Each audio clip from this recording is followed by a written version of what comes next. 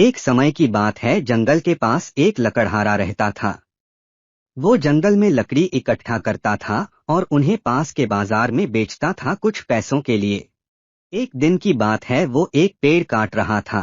तभी हुआ ये कि गलती से उसकी कुल्हाड़ी पास की एक नदी में गिर गई। नदी बहुत ज्यादा गहरी थी और वास्तव में पानी तेजी से बह रही थी। उसने बहुत प्रयत्न किया अपने कुल्हाड़ी को खोजने की, लेकिन उसे वो वहां नहीं मिली। अब उसे लगा कि उसने कुल्हाड़ी खो दी है। वही दुखी होकर वो नदी के किनारे बैठकर रोने लगा।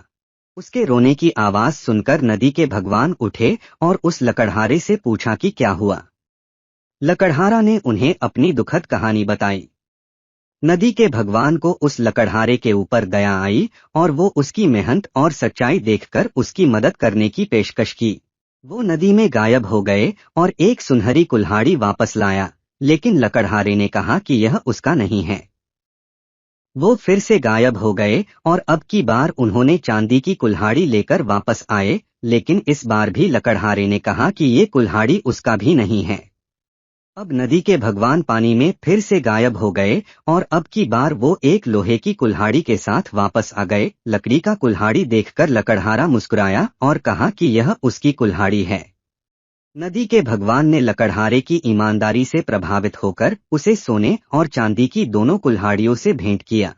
इस कहानी से हमें ये सीख मिलती है कि ईमानदारी सर्वोत्तम नीति है।